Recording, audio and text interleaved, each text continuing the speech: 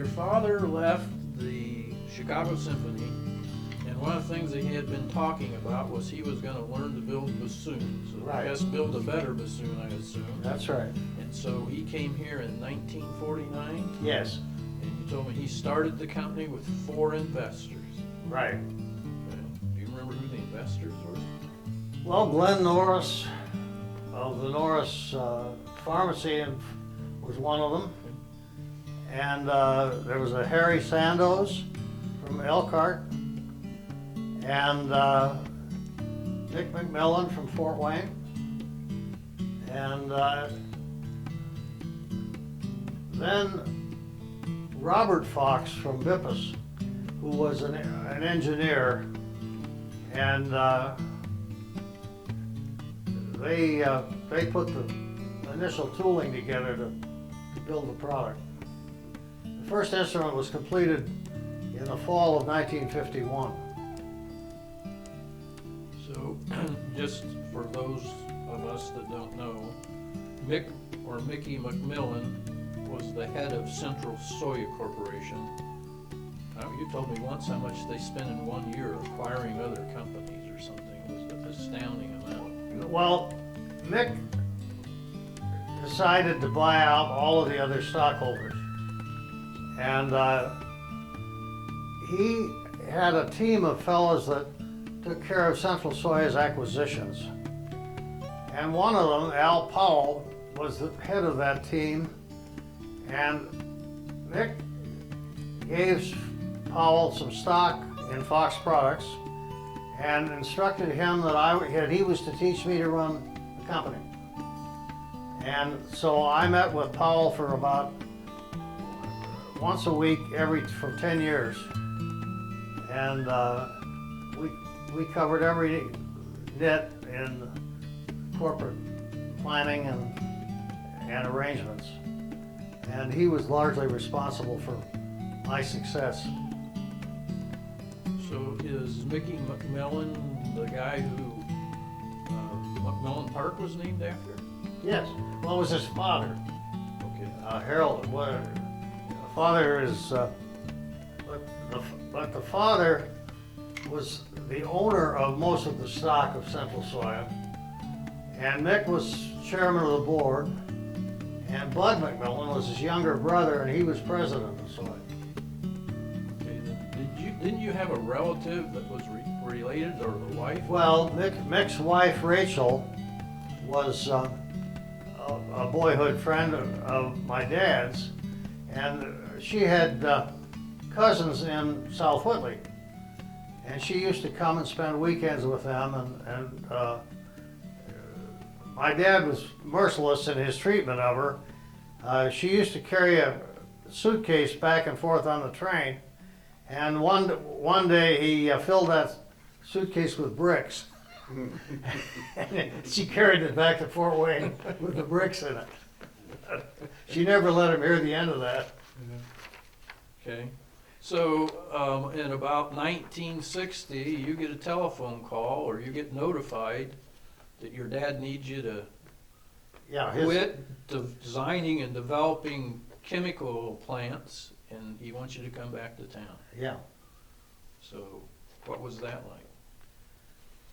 Well, I was building oil refineries and chemical plants, and that was interesting work. I enjoyed what I did, but this was an opportunity to own a company and run it, and so I took it, and it's been good to me, and so that was just the natural evolution of growing. So did your father step out of the position then when you came back? Well, his health was failing, and he had a workbench in the plant, and he'd come in and work for 3 or 4 hours a day, and then he'd get tired and come back to the house, and I ran the plant. For 52 years. Yeah. Okay. Nate?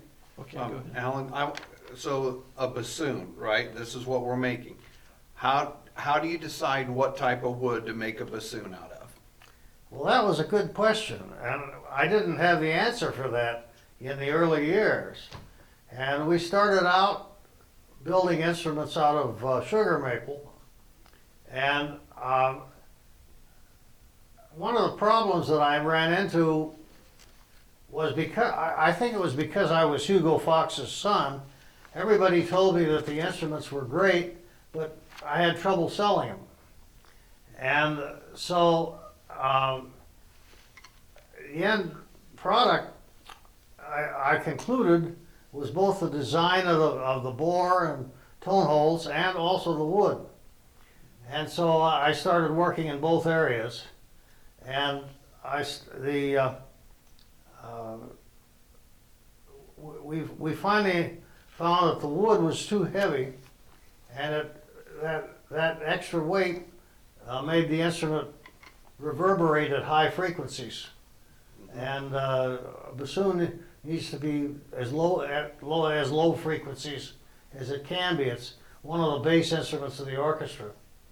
And so we eventually got around to softer maple, and we ended up with 5 different kinds of maple before I stopped experimenting with it. Okay, and did you get the sugar maple from Indiana, or did it have to come from a certain Well, state? Or? we were buying it in Michigan initially, but Michigan maple is much heavier than Indiana maple, and so I started by lightening the load by using Indiana maple, but that wasn't light enough, and we finally found the soft maple out of Pennsylvania worked better, and we went to that. But that took 10 years to get to that point. That took 10 years of, it had to dry for 10 years, or It had to dry for 6. for 6 before you could start machining on it? Well, Yeah. before you could get it to vibrate properly. Oh, okay. And there was a maple that grew in northern Czechoslovakia, or northern Austria and southern Czechoslovakia. And that was called Bergahorn in German. And that proved to be about the best wood for building premier instruments. And that's what we use for all of our top line. Still to this day, Yeah. from this one forest or just one area of the country? No, it's one area of the country. Mm-hmm. Okay. You mentioned that when you took over in 1960, you spent 20 years trying to improve the product till you got it, I think, close to where you wanted Right. it. And you mentioned a guy from California named Chris Lieb that was the part of the orchestra for 20th Century Yeah. Fox. You had some other interesting comments about it. Well, Chris Lieb was an interesting man. He was principal bassoon of the 20th Century Fox Orchestra, and his son, Peter Chris Lieb, became much more famous than he was. Peter was a jazz saxophonist and performed on The Tonight Show for a long time. But Don, the father, was well known as a scholar for his work with measuring bore dimensions and relating the bore dimensions to the sound of the instrument. And when I gave a lecture and that about doing that, and he happened to be in the audience, and so he contacted me, and he agreed to come here and spend a week and convey his knowledge to me, and so he was very helpful. He also had some other interesting traits. Yeah, one of them was that he was the 3rd ranking member of the Communist Party in Los Angeles. And there was an amnesty that the government issued for communists, and he took the amnesty and declared himself and declared all the other members of the Los Angeles fraternity, and told a lot about communism and how unsuccessful it had been, and of all the troubles that went with it. When you say he would tune, Was that all by ear? Did he have any electronic instruments or anything to help him? Well, there were stroboscopes available at that time, and we used those. And what is that, Alan? I don't know what that is. Well, it's a device. The Strobocon was the machine that we used. It was about this size, and it had a disc for every note on a piano keyboard. And when you played the note, it would spin right or left to be either flat or sharp. And you could set the pitches of the notes based on that stroboscope. Okay. And did you have the same one for years here? Yes, I think we did. I think we bought 3 or 4 of them over a period of time. They were very consistent, so it wasn't a matter of having to preserve one machine to keep it going. Okay. Because Alan's father was who he was, and then Alan traveled the entire world selling bassoons and meeting famous musicians.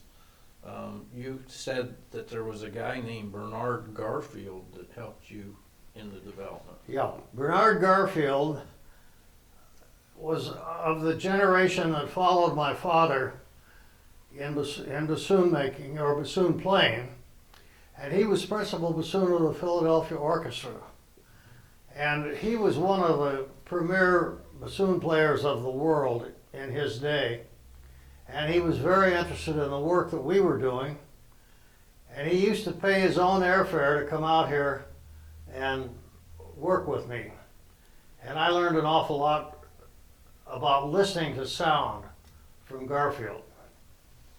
It's pretty interesting to think that somebody famous like that Mm-hmm. is paying their own way to come to South Whitley. And Mm-hmm.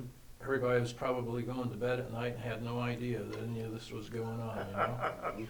So, you also said, I think, Chicago, Detroit, and Minneapolis, the head bassoonist or lead bassoonist? Yes, the principal bassoon of the Minneapolis Symphony was John Miller, who was almost of Garfield's stature, and he used to come here regularly too. And then we had the principal contrabassoonist of the St. Louis Symphony here regularly. Bill Bookman from the Chicago Symphony came regularly. There was just a parade of bassoon players here, and most of the community was not aware that this was going on. I mean, it wasn't that we tried to conceal it, it was just that we were very wrapped up in what we were doing. When you traveled from the U.S. opera houses and things, Carnegie Hall and Australia and Germany, which was your favorite to just sit and listen to music in? Well, it was more a function of who was playing than it was a function of where I was. I think there were a lot of places that had side benefits. For instance, there's a music school in Lyon, France, that doesn't have any extremely prominent players, but it has some competent players. And the Rhone River starts in France and flows down to Marseille, and it's full of Roman artifacts. And the Romans built all types of structures up and down that river. One of the most famous ones is the Pont de Garde, which is an aqueduct that goes across a deep ravine. Mm-hmm. And I walked across that aqueduct, and that was a thrill. And then there were a lot of other Roman artifacts that were interesting. There was one place where there was a butte, almost like the buttes of Arizona and New Mexico, and it had a community on top of it. And it fought off the French kings for 200 years and kept its independence. And that had an interesting relationship. So France was one of my favorite places, but not just because of bassoon. Mhm.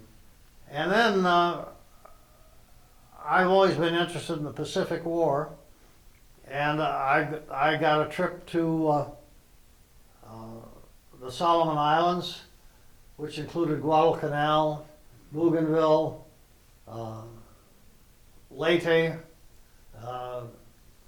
and a lot of the islands where there were battles. Villa La Vella, which was the site of the Black Cat Squadron that was publicized on television. We walked around on Villa La Vella, and that was fun. And we visited Plum Island, where Kennedy got his crew after they were hit by the Japanese cruiser and shattered their torpedo boat. And that was one of my favorite stops. And I walked around on Corregidor, which was like a religious experience. So Kennedy's boat was the PT-109. Mhm. And then when the Pacific War broke out and we were getting our heads handed to us, you were how old? I was 7.5 when Pearl Harbor was bombed. And I read all the newspapers at that age, and so I followed the whole war. And I served with a lot of guys that actually fought in the war, but of course I was a kid, and they were fighting the war, and I was just reading about it. But I played tennis with a lot of them after the war was over, and they always used to refer to me whenever they had a disagreement over some item, because I had read all of this stuff, and they were busy fighting the war. So what did you think when we were losing? I mean, when we got attacked, we Well, lost for what, 6 months or a It year? was a very traumatic experience. And I think one of the reasons that we're doing this project is that I would like to teach our young people what we went through at the beginning. And we were losing in the beginning. I mean, we were losing big time. And if they don't know the Battle of the Java Sea, they don't really know what happened. And the Battle of the Java Sea occurred after the fall of Singapore, and as Bataan was collapsing. And the Dutch Navy was in charge of a small fleet of British and American ships off the coast of Indonesia, and the Japanese sank every Allied ship. And I could remember when that happened, and the thought that went through my mind was, what do we do now? We don't have a Navy left. But we did have the carriers, and eventually we bailed out. But we were very severely threatened at that time. Okay. So now just some other kind of topics about this next one about Fox. Tell us the story. You said that your goal was to sell 150 bassoons a year, and you sold a bassoon in Texas to a guy that had a warranty claim. Yes, that was a fun item. That was my target in those days, to build and sell 150 bassoons a year. And with 50 states, of course, if we could do 3 per state, it would satisfy the need. Well, I had an awful time doing that. The market just wasn't that big. And I sold one to a fellow from Texas, and he had trouble with the plating. And he called me up about it. I said, well, why don't you send it up and we'll replate it for you. So, of course, to do that meant you had to disassemble the instrument, and there are 400 parts on a bassoon. So we took the bassoon apart, replated it, sent it back to him, 6 months later, he got the same problem all over again. I said, well, send it back. So he did. We took it apart, replated it all over again. And this time the plating held up and we were okay. So he and I became friends as a result of this. And one day I was working a booth in a Texas music convention, and this great big Texan with a huge 10-gallon hat wanders into my booth and he says, "Are you Alan Fox?" And I said, "Yes." He said, "Did you fix a bassoon for Bryce Taylor?" I said, "Yes." He said, "Then you're the guy I want to see." He says, "I need some bassoons." And I said, "Well, that's good. How many do you need?" He said, "Well, I'll need 12 this year, but next year I'll need more." So sure enough, he bought 12 bassoons that year. And the next year, the state of Texas bought 100 bassoons. Yeah, when your goal is 150, that's pretty remarkable. Yeah. And all because he was an honest man and honored the warranty on the bassoon. So it was a good relationship, and Texas has continued to be good to us ever since. Okay. And you repaired what on that bassoon that came off, Alan? Well, the plating just flaked off. We had to strip all the old plating off, replate it. So this is the trim? Mhm. The plating's on Well, the trim? it's on the keys. Oh, okay.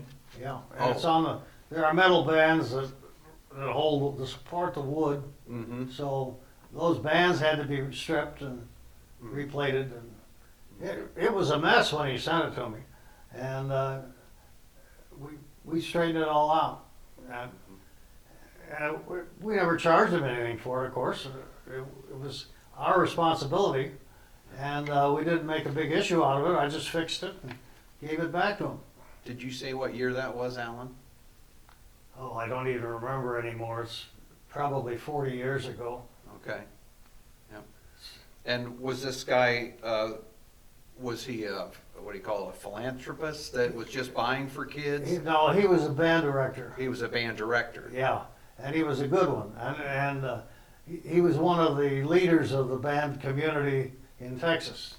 Mhm. And so that's why he had the influence that he had.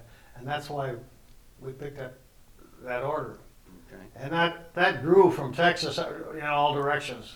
Mm-hmm. But we ended up, at the time I sold the business to Tony, we were building close to 2,000 student bassoons a year and about 200 professional instruments a year. Okay, Alan,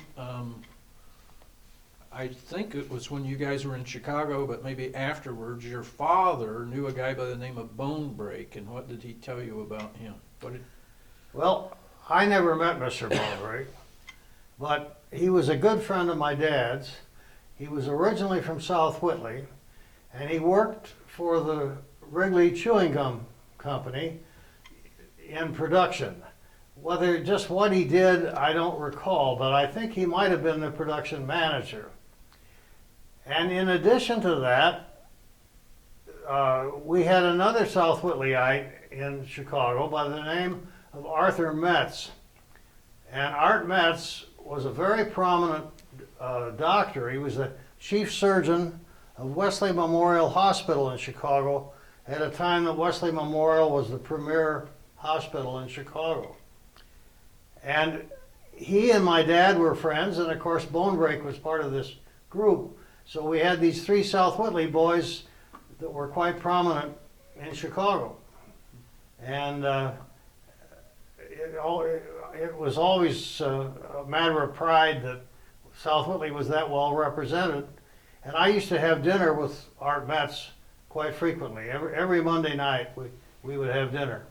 And he wanted to eat at 6 o'clock, and my job was on the northwest side of Chicago, and I couldn't get from where I worked to his quarters, which were on Michigan Avenue. And I finally went to see my boss, and he gave me 10 minutes leave so I could have dinner with Art Metz in Chicago. Alan, what year about was this? In the late 50s. Okay. And where was this hospital, this Wesley Memorial Hospital at in Chicago? It was in the downtown district, which is probably occupied by the Northwestern Hospital group.